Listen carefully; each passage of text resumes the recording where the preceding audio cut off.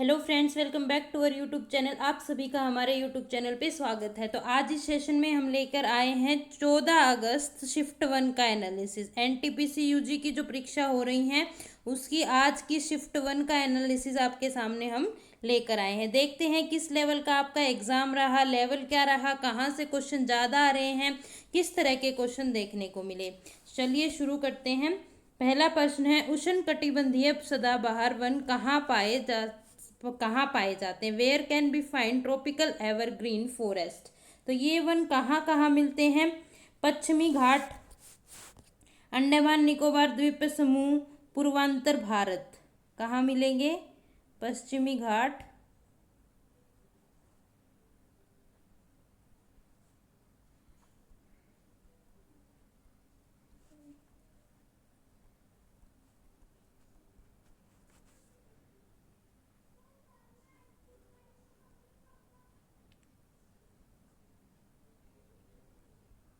पूर्वांतर भारत में यह वन पाए जाते हैं। ये वह वन होते हैं जो अधिक वर्षा वाले क्षेत्रों में पाए जाते हैं। जहाँ जहाँ सबसे ज़्यादा अधिक वर्षा होती है वहाँ पे ये वन पाए जाते हैं। और इन वनों को क्या कहा जाता है? महोगनी, आबनूस, रोजवुड, इस तरह के इन वनों में क्या मिलते हैं? आपको वृक्ष देखने को मिलते हैं और आपके मूल्यवान वृक्ष होते हैं। इस तरह के वृक्ष देखने को मिलेंगे और इनको कहा जाता है उष्णकटिबंधीय सदाबहार वन। और सबसे अधिक वर्षा वाले में ये क्षेत्रों में यह मिलते हैं। तो इस तरह आपका ऐसा क्वेश्चन देखने को आज की शिफ्ट में मिला है। जिनको इस सेशन की पीडीएफ चाहिए, कमेंट सेक्शन में आपको टेलीग्राम ग्रुप का लिंक मिल जाएगा। वहां से आप इजीली टेलीग्राम ग्रुप को ज्वाइन कर लीजिएगा। वहां पे आपको हर एक सेशन की, अब तक की जितनी भी शिफ्ट हुई हैं सबकी आपको पीडीएफ मिल जाएगी।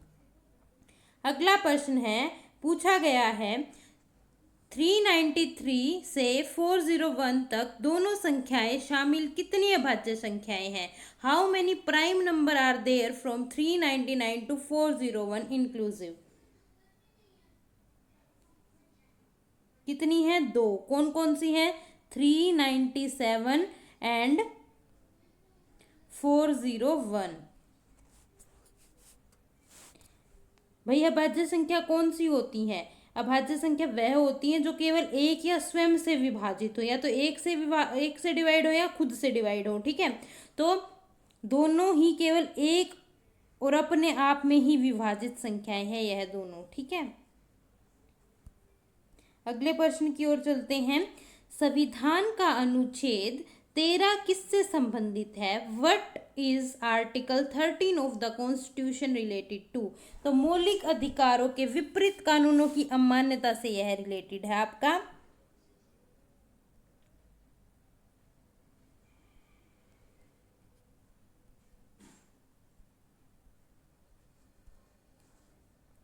मौलिक अधिकारों के विपरीत कानूनों की अमान्यता, जो आपके मौलिक अधिकार है उनसे विपरीत जो कानून है उनकी अमान्यता से यह रिलेटेड है।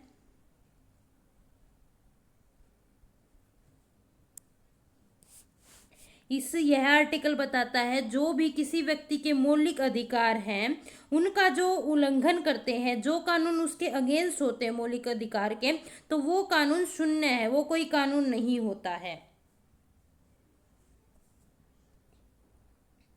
अगला प्रश्न देखने को मिला, 106वां संविधान संशोधन अधिनियम 2023 किससे संबंधित है? What is the 106th constitution amendment act 2023 related to. तो महिलाओं के लिए लोकसभा और राज्यसभाओं में 33% आरक्षण मिला है इस संविधान के अनुसार। महिलाओं के लिए लोकसभा व राज्यसभा में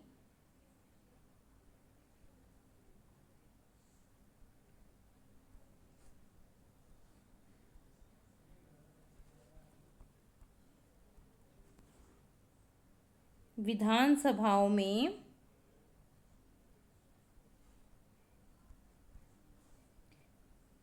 33% आरक्षण है।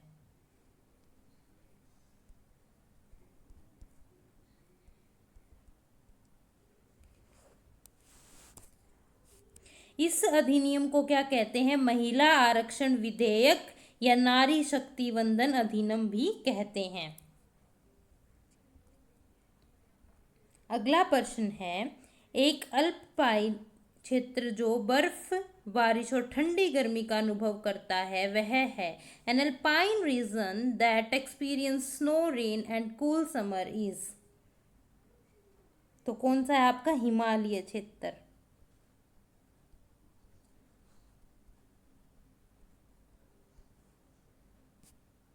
भाई अल्पलाइन क्षेत्र जो होते हैं वो ऊंचाई पर होते हैं और वहां का मौसम हमेशा ठंडा रहता है। और यहाँ पे कैसे मिलते हैं? घास के, बहुत सारे घास के मैदान मिलते हैं देखने को, छोटे छोटे पौधे देखने को मिलते हैं। जैसे हम हिमाचल साइड में जो घूमने जाते हैं तो हम देखते हैं ना, बहुत बड़े बड़े मैदान होते हैं, घास होती है और वहाँ पे ठंड होती है। अगला प्रश्न है, ग्रामीण क्षेत्र के लोगों को कौशल प्रशिक्षण देकर रोजगार प्रदान करने वाली प्रमुख योजना है।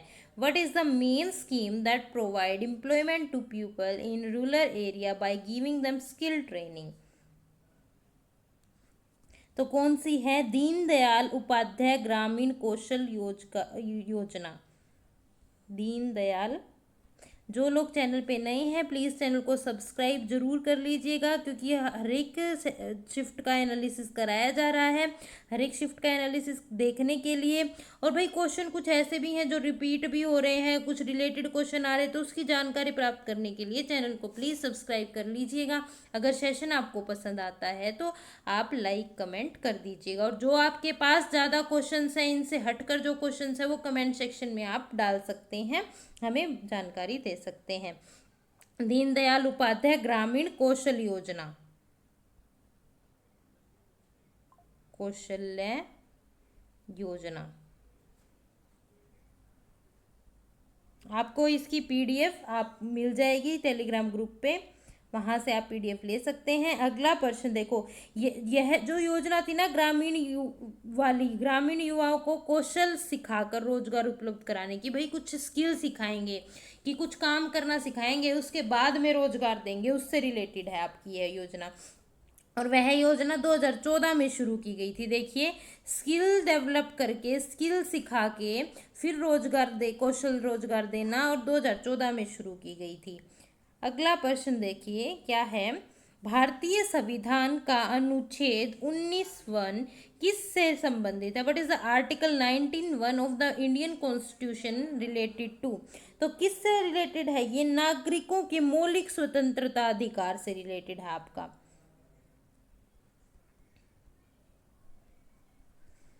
नागरिकों के मौलिक स्वतंत्रता अधिकार से रिलेटेड है।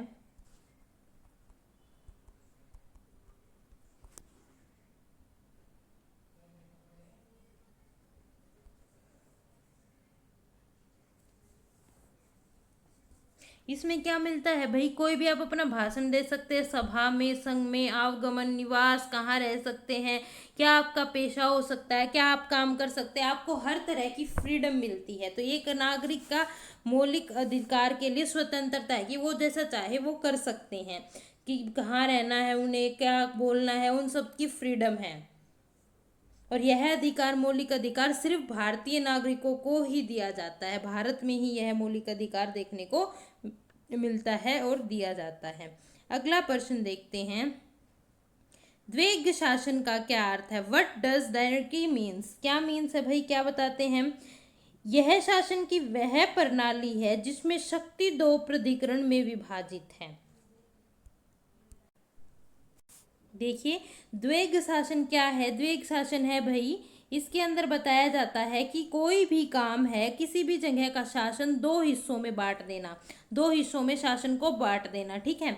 एक ही कुछ काम मंत्री संभालेंगे, कुछ काम गवर्नर संभालेगा। जैसे स्कूल में स्टूडेंट संभालते हैं, कोई भी फंक्शन होता है तो सारे फंक्शन की रिस्पॉन्सिबिलिटी स्टूडेंट्स करते हैं। हर एक स्टूडेंट को अलग अलग काम दिया जाता है, उसमें कोई भी प्रिंसिपल का अधिकार नहीं होता है, वो बस सिर्फ देखते हैं, देखने के लिए आते हैं। सांस्कृतिक प्रोग्राम को टीचर और स्टूडेंट के द्वारा किया जाता है, ठीक है। और जो प्रिंसिपल होता है वो फीस, परीक्षा लेना, परीक्षा के नियम बनाना, इस तरह के कार्य करते हैं। तो ये द्वैध शासन क्या था कि एक काम को दो लोगों में विभाजित कर देना, बांट देना।